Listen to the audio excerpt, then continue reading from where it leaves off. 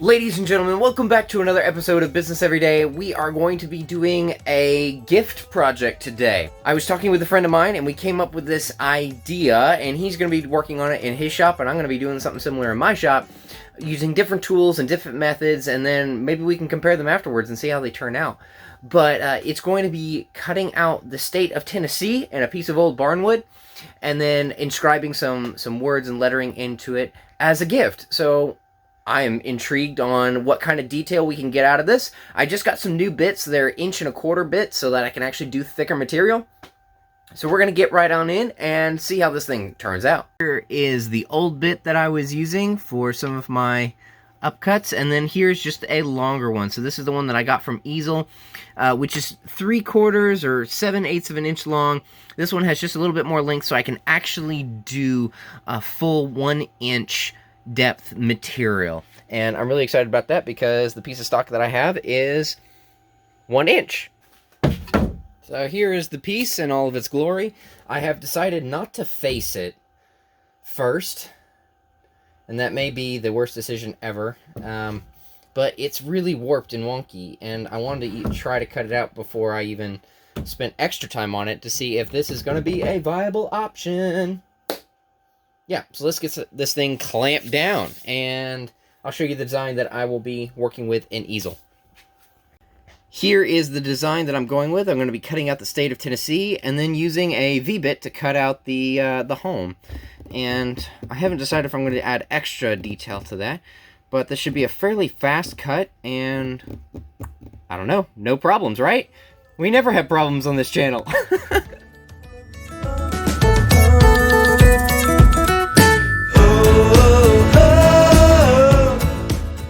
Okay, maybe that will be enough clamping power to keep this thing as flat as possible, because this is not a piece of flat wood, and then I will run it through the planer, or I guess I don't have a planer, the sander, and do some hand planing afterwards. But I was able to kind of flatten it out. But what I will need to do is I'm actually going to set my zero about a 1/2 inch up from here, so that when it cuts across the line, it will miss my clamps. And so I'm just going to measure from here to here, and make sure that my design is within that space according to the state of Tennessee ratio, and then cut this thing out. Alright, thickness is set to 0.98 inches. We are going to be using the 1/8 inch fluted uppercut bit. We're going to be using the automatic settings of 120/36 at 0.06 inches of depth per pass, and this is going to take about 7 minutes. And I'm probably going to slow it down a little bit because 125 is a little fast for me. Like I said, we're going to set the zero just off to the side here so that I can move the clamps. I will clear everything, and then we should end up with about a 16-inch Tennessee. Okay, the probing is done. I have set my zero to here, and then it's going to cut out the Tennessee. But I did want to show you my setup real quick. So this is, of course, the arms of where my dust collection system is going to be. And it normally just hangs up here. And then below, I have a little shop vac that I have power supply to. And that keeps most of the debris where it needs to go, instead of all over my shop. But then over to the left is where we have the controller module. I have set up a separate electrical circuit. And then over here is where we have the USB to my laptop. And, of course, all my bits. And then my shelf for my clamps and all those other things. And, yeah, this is just my limited setup. But I thought I should show you guys, because some of you are interested in what I got going on here. So, let's get to carving.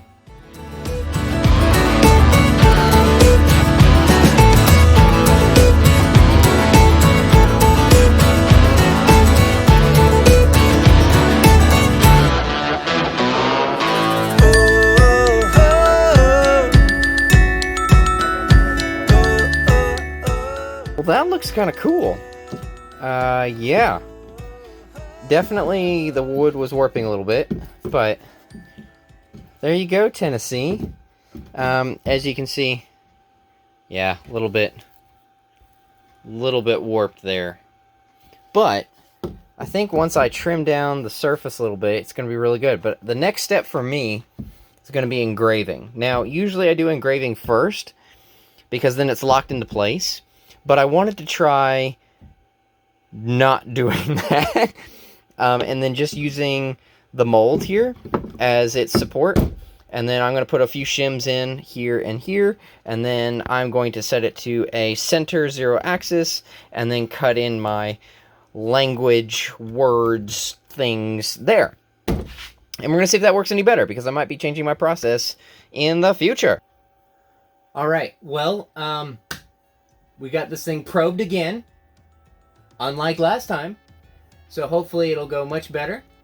And I got these little shims in here, so this piece shouldn't move at all. And we're just going to lock and load and go for it. Fingers crossed.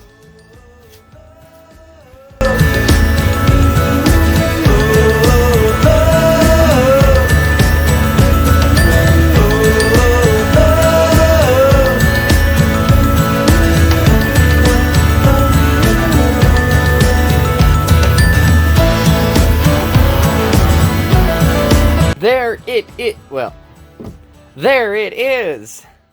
Look at it. I mean, it looks like the state.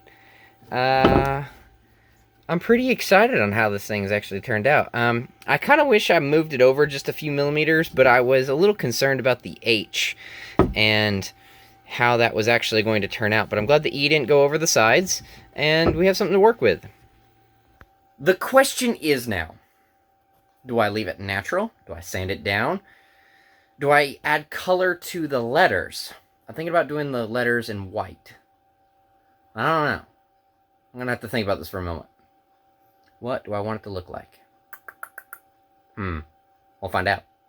Alright, let's get this thing sanded in 3, 2, 1. Alright, all sanded, all beautified.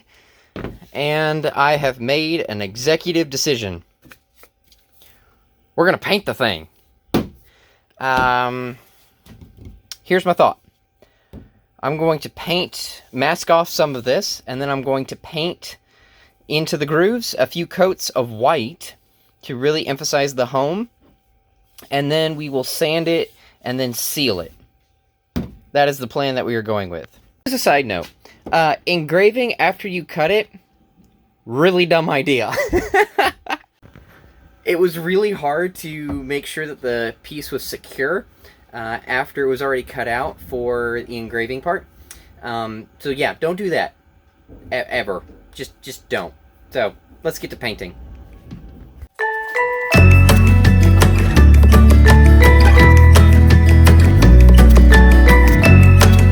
So if you feel like judging my taping off job, I'm doing the same.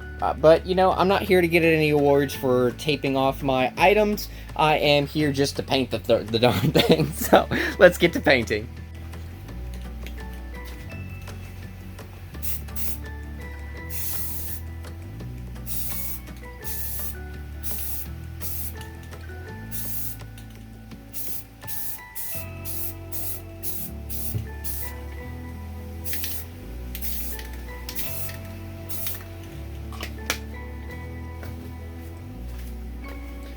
There's the first coat. I'm gonna let that dry, and then we will go for at least 2 more coats.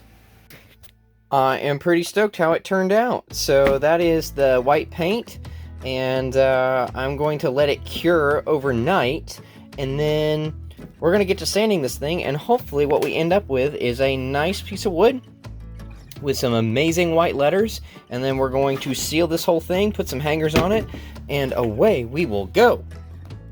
Well, it is the next day, everything is dry, and it looks pretty darn good, if I do say so myself. So we're going to get to sanding to get the rest of this white paint off so that it's just the letters, and then we'll go from there.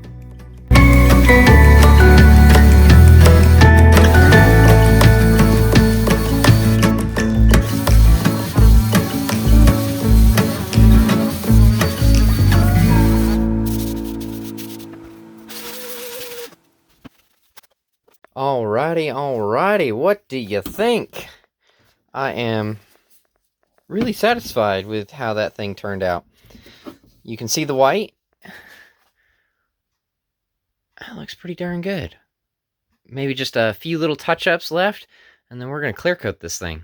So I built myself this little paint booth thing set up where it's just a piece of cardboard. I sent a couple of drywall screws through it, and that way I can place my piece on top of it as it dries, and I have as little contact as possible actually touching the piece so that I can dry both sides simultaneously.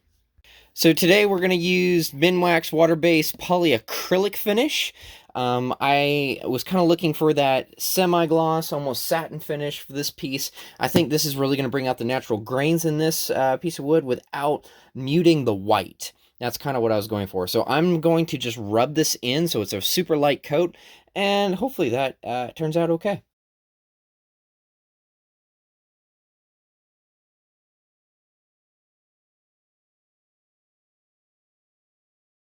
Well, I think that is the exact finish that I was going for. We're going to let this dry for a little while, and then we'll come back and we'll put in the hardware in the back and go from there.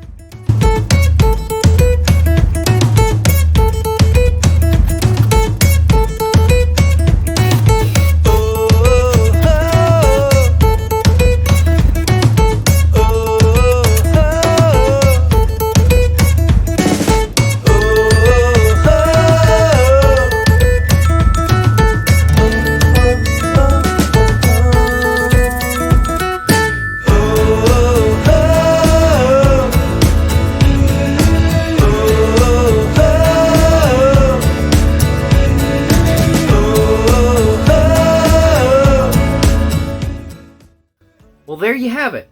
Another project in the books. This one I learned a lot with about the engraving and the steps of operations. I really like the Minwax polyacrylic finish on this particular piece of wood. It is a actually 1800s piece of barnwood that I cut into the shape of the state of Tennessee.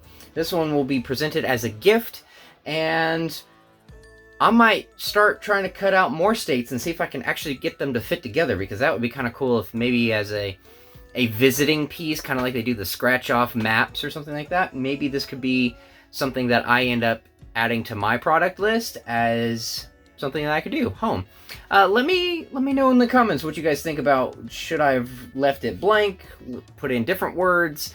My hanging mechanisms is I had these picture frame latches that seem to work pretty good on the back. And it stands up, or it sits level on the backboard or wall or whatever you have it. You could mount a string to, you have got multiple different mounting options. But I think it turned out okay. I'm happy with the end result, and we will go on to more projects. So, you guys keep carving, stay safe, and I'll catch you next time.